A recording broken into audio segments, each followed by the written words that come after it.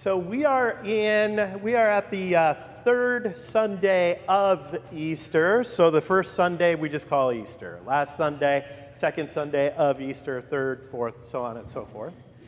There are 7 weeks of Easter that we celebrate in this season. We celebrate, as we traditionally say, for a week of weeks. So I wasn't a math major, but we've got 7 and 7. We get to 49. On the 50th day, Pentecost, Pentagon, Pentecost, the 50th day, a Jewish festival and also one of the 3 main festivals of the Christian tradition. We think of Christmas, Easter, and Pentecost being the big 3 festivals.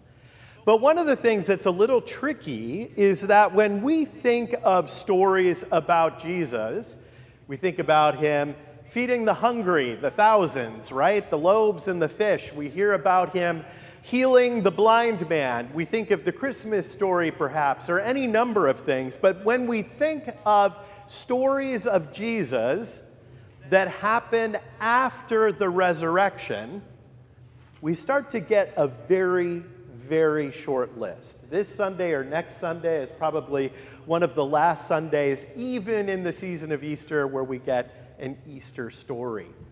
Now, there are some things that I think we need to remember about Easter. And that is, if we go back to the very first Easter, the tone would have been very different. It was not a scenario where they woke up and they went to the tomb and it was empty, and they jumped up and down and went home and put their best clothes on and made sure the ham was in the oven, made sure that the flowers were on the table and that all the plates were all set up like they should be. That was not Easter. If we think back a little bit, Jesus was executed by Rome for what amounts to treason. He came from a part of the country where they had very distinct accents that you would pick out in a crowd, being, hey, are you from that? Did you come here with that Jesus character? You can imagine that when we hear about doubting Thomas and we think of the disciples all closed up in the upper room, that they would have been drawing straws and sweating bullets to decide who was going to go out to the market to get food for everybody, to expose themselves and their accent in public where Jesus had just been killed, right? It would have been very scary times. Now, Easter comes, they go to the tomb, it is empty, there is this sense of new life and hope and opportunity, and we get today's reading. And basically, we have the sense that Simon Peter's kind of throwing in the towel. He's like, so I guess we could go fishing, right? Now, my first parish in northwest Minnesota, if there was a day off from school, every 12-year-old could be found around some puddle or small pond or lake, and I'm looking at Eric here, that they would have been fishing, right? And certainly those fish that would be caught would be taken home, and there would have been great joy and rejoicing as a part of that important tradition. That is not what we have in the reading today. What we have in the reading today is a story of first century, small-scale, commercial fishing, something likely that would have been generations in the making. Why did they fish? Because their fathers fished. Why did they fish? Their fathers fished. That's how it was done. So what do you do when you don't know what to do? You go fishing. So they went fishing. They're out there all night with a lot of odd details. First off, you can imagine a lot of conversation amongst the disciples, maybe not all of them having been fishermen. So, Peter, I thought this was your thing and you knew how to do this. How come we don't have any fish, right? We get weird details, too, like Peter is naked, then puts on clothes to jump into the water. think naked was, maybe he had his fishing Speedo on so he didn't get hung up in the net. I don't know. It's a curious detail. But they are very consumed with kind of getting back to life as usual. I guess that Jesus chapter is kind of over, and we're going back to what we used to do. But the story takes kind of a curious turn, and we see how things have changed. Because if you're thinking, wasn't there another throw your net in the water somewhere else kind of story? The answer is yes, there was a story like that. But it turned out a little different. Peter and the disciples have been fishing all night and they haven't caught anything. And Jesus calls from the shore and says, hey, why don't you try putting your net on the other side of the boat? And you might recall Peter's response, right? Thanks, buddy. We've been out here all night. This is our lake. It's just not happening tonight. Appreciate the input, though. Carpenter guy, not fisherman. Come on, try it. We're already out. Yeah, okay, we'll try it. And they try it and haul in the fish. And what happens in this reading? We haven't caught anything. No, we haven't. Well, why don't you try putting the net on the right side of the boat? Yeah, okay. Yeah, we'll do that. Peter has changed a bit. He hears a voice that kind of triggers something in him, and he obeys, and he immediately knows what has happened, leaps into the water, swims ashore. Jesus already has fish, but apparently there were more in the party than he anticipated, so he invites some of their fish to join the party, 153 of them, all of them large. Now, there are any number of fishermen kind of tales in the universe. Several scholars have tried to make something about the 153 in very unsatisfying sorts of ways. I think what we can say is there were a lot of fish. Jesus begins to serve them, gives them fish, gives them bread. And this giving of food by Christ is something that really calls. We think of that, the road to Emmaus that happens immediately in the evening of Easter Day itself. And they don't recognize Jesus until he breaks the bread. It's in that they recognize him. It's not a coincidence that as people of faith, we gather around a table and we share a meal that Christ has given us. This is an aspect of who we are, that we recognize Christ in that moment.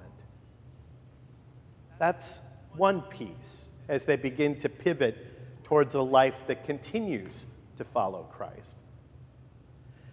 One of the other readings, too, we hear about Saul. Now, Saul, who becomes Paul, it's a long story, but a good one. Paul is a young intellectual, a real hard charger, and an up-and-comer. He went to all the best schools, is highly regarded, and he hates those people that follow Jesus. Hates them. You might recall that when Stephen is stoned to death, that Saul is there, observing what is going on. And in the text that we have for today, he starts, being the self-starter that he is, by heading into the temple to talk to the leadership and saying, hey, would it be okay with you guys if I went to Damascus and persecuted the Christians there? And they said, you know what? We've got a form for that. Filled out the form, handed it to him, and he was on his way to Damascus to persecute the followers of Christ in that place. And on his way, he is struck down. I had a professor in seminary that wondered if he was afflicted with epilepsy, perhaps, because there is a sense of seizure almost. And in fact, as Paul himself brings up this ailment, this thorn in his flesh that he wrestles with. It is something that is shameful, that is difficult to explain. And certainly that would fit the bill. And we can picture him. He's blind, this young, vital, energetic guy, and suddenly he has to be led by the hand. And suddenly the scene cuts to Ananias, one of the leaders of the Christian community in Damascus. And it's interesting because Christ speaks to him in a vision and says, there is a man named Saul. He is in need of your ministry, your generosity, your healing touch. And Ananias is like, so we've heard of this guy. And I'm flattered that you think I'm the right one to go visit him. But I'm thinking maybe someone else could have this honor of going and visiting Saul, because I'm just suspicious that it might not end well. And Jesus says, thanks for your feedback. You can get going now. It is interesting when we think of the New Testament community that, as I heard one scholar put it, the Holy Spirit is not primarily concerned with our safety, with our fun. There is a task to be done, and we are called to go.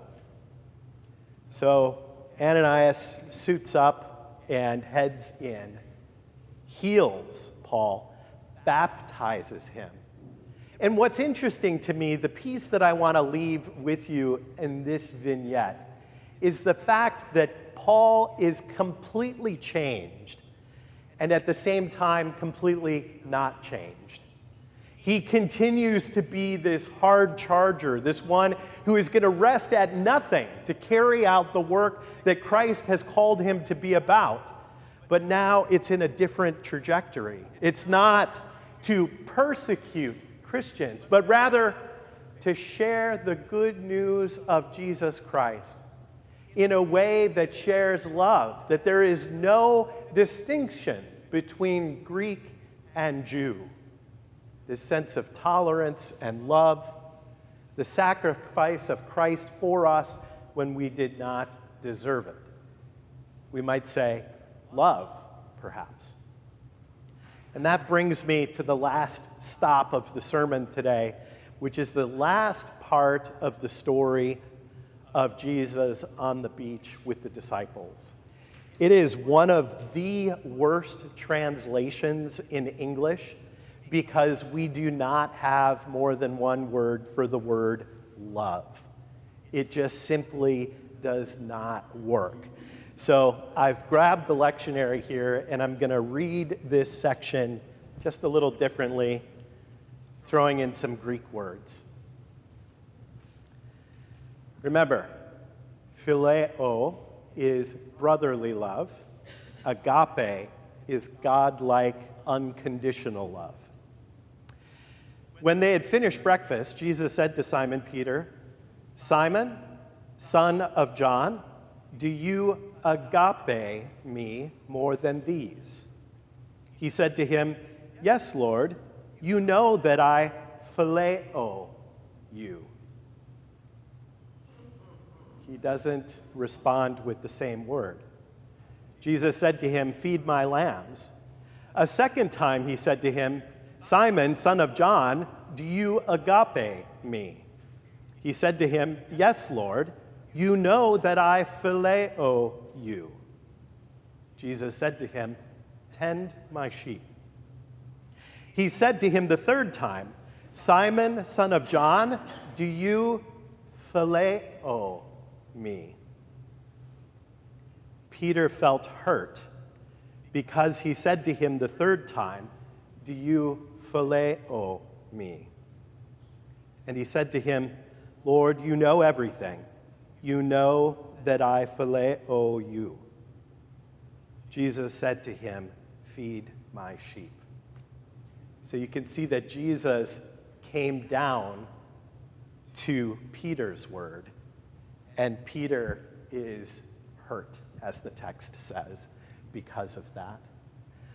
But I think that when we look at what Jesus is calling us to be about, is a love towards others that is unconditional, that is about love, that is about grace, in a time in our world where in certain corners words like empathy are considered bad traits, where actions are taken where cruelty seems to be one of the most important criteria of the action.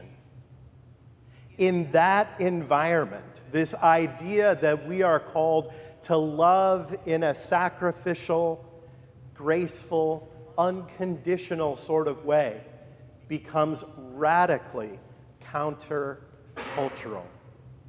I think one of the things that is key is that this kind of love is hard because some people are hard to love. But here's the key thing. Sometimes we are the ones that are hard to love. That is important as well. So as you leave in this Easter season, we're not even halfway through.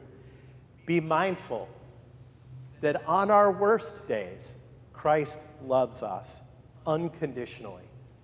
And we are called to project that love into all the world. Amen.